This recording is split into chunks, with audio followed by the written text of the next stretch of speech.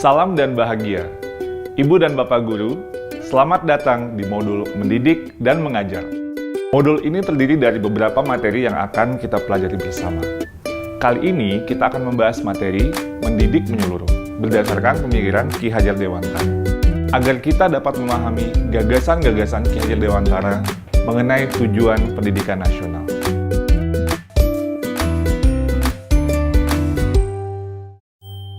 Ibu dan Bapak Guru, pemahaman terhadap kata pendidikan dan pengajaran kadang masih membingungkan. Penggabungan istilah tersebut dapat mengaburkan pengertian yang sesungguhnya. Pengajaran adalah suatu cara menyampaikan ilmu atau manfaat bagi hidup anak-anak secara lahir maupun batin. Maka, pengajaran merupakan salah satu bagian dari pendidikan. Sama halnya dengan mengajar yang merupakan salah satu bagian dari mendidik. Sementara pendidikan adalah tempat menaburkan benih-benih kebudayaan yang hidup dalam masyarakat sekaligus sebagai instrumen tumbuhnya unsur peradaban, agar kebudayaan yang kita wariskan kepada anak cucu kita di masa depan. Ki Hajar Dewantara mendefinisikan pendidikan sebagai tuntunan, yaitu tuntunan dalam hidup tumbuhnya murid. Maka, mendidik adalah menuntun segala kodrat yang ada pada murid, agar mereka dapat mencapai keselamatan dan kebahagiaan yang setinggi-tingginya, baik itu sebagai manusia maupun sebagai anggota masyarakat. Ibu dan Bapak Guru, murid diciptakan sebagai makhluk yang memiliki kodrat untuk mereka hidup dan tumbuh. Pendidik tidak dapat menentukan dan berkehendak akan hidup tumbuhnya murid. Yang bisa pendidik lakukan adalah menuntun tumbuh atau hidupnya kekuatan-kekuatan itu dengan mengerahkan segala daya upaya untuk memajukan perkembangan budi pekerti, pikiran, dan jasmani murid, agar dapat memperbaiki perilakunya, bukan dasar hidup dan tumbuhnya itu. Layaknya seorang petani yang menanam padi, ia hanya dapat menuntun tumbuhnya padi, mengusahakan kondisi yang terbaik agar padi dapat tumbuh sesuai dengan kodratnya. Petani mungkin dapat memperbaiki keadaan tanaman padinya, atau bahkan menghasilkan tanaman padi yang lebih besar daripada tanaman padi yang tidak dipelihara.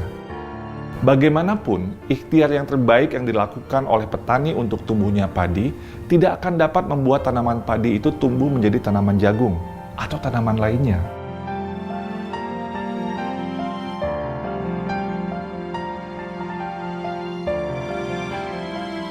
Seperti itulah peran pendidik yang bisa menuntun agar murid bisa tumbuh dan berkembang sesuai dengan kodratnya. Pendidikan tidak hanya berbentuk pengajaran yang memberikan pengetahuan kepada murid, tapi juga mendidik keterampilan berpikir, mengembangkan kecerdasan batin, dan pada akhirnya murid dapat melancarkan hidup untuk mencapai keselamatan dan kebahagiaan. Ibu dan Bapak Guru, ilmu dan pengetahuan sangat diperlukan sebagai bagian dari pendidikan, sebagai kunci untuk mengasah keterampilan berpikir, memajukan kecerdasan batin, dan melancarkan hidup pada umumnya. Oleh karenanya, pendidikan pikiran atau intelektual murid sebaiknya dibangun setinggi-tingginya, seluas-luasnya, dan selebar-lebarnya, agar murid dapat mewujudkan peri kehidupan lahir dan batin dengan sebaik-baiknya. Sebagai pendidik, kita perlu cermat dalam menempatkan pendidikan pikiran murid sesuai dengan konteks pendidikan nasional berdasarkan garis-garis bangsanya, atau kultural nasional yang akan melengkapi, mempertajam, dan memperkaya pendidikan keterampilan berpikir murid. Setiap murid memiliki kekuatan-kekuatan yang memerlukan tuntunan orang dewasa. Menuntun potensi murid bertujuan agar ia semakin baik adabnya dan untuk mendapatkan kecerdasan yang luas, sehingga ia terlindungi dari pengaruh-pengaruh yang dapat menghambat bahkan melemahkan tumbuhnya potensi atau kekuatan dirinya. Ada murid yang tidak memiliki kesempatan mendapatkan tuntunan yang baik, sehingga ia cenderung tidak dapat menumbuhkan dan mengembangkan kekuatan atau potensinya dengan maksimal. Ada juga murid yang mendapatkan tuntunan dengan baik, namun kekuatan atau potensinya tidak dapat tumbuh atau berkembang karena adanya pengaruh-pengaruh yang membatasi tumbuh kembangnya potensi yang ia miliki.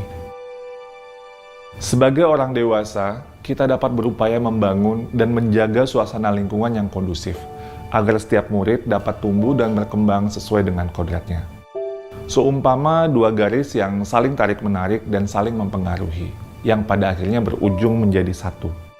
Dua garis itu adalah garis dasar yang menggambarkan potensi dari murid, dan garis keadaan yang menggambarkan kesempatan untuk berkembang. Kedua garis ini saling berhubungan, yang menurut ilmu pendidikan disebut konvergensi. Buah dari tuntunan kepada murid adalah berkembangnya akal budi murid yang mendorong terciptanya kebudayaan. Kebudayaan bangsa yang menjadi ciri khas dan dasar perubahan zaman di tengah-tengah kebudayaan-kebudayaan negara lain membuat kita kadang-kadang khawatir akan tergerusnya kebudayaan kita. Meskipun adat istiadat atau kebiasaan di masyarakat berubah karena akal budi manusia juga berkembang, kebudayaan bangsa Indonesia akan tetap ada, menjadi pilar utama dalam memajukan pendidikan nasional. Contohnya, kebudayaan gotong royong, membersihkan dan menghias kelas, serta sekolah yang melibatkan murid dapat menumbuhkan karakter dan kecakapan sosial emosional.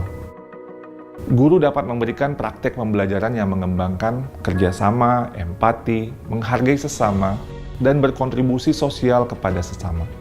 Sehingga murid dapat menemukan dan terbekali dengan kebudayaan-kebudayaan bangsa yang jika terus-menerus ditumbuhkan, maka kebudayaan bangsa akan semakin kuat dan tentu saja akan membantu murid atas kehidupan dan penghidupannya.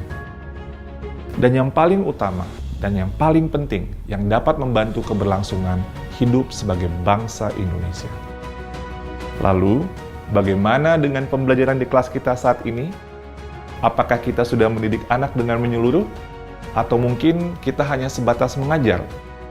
Mari kita refleksikan bersama-sama.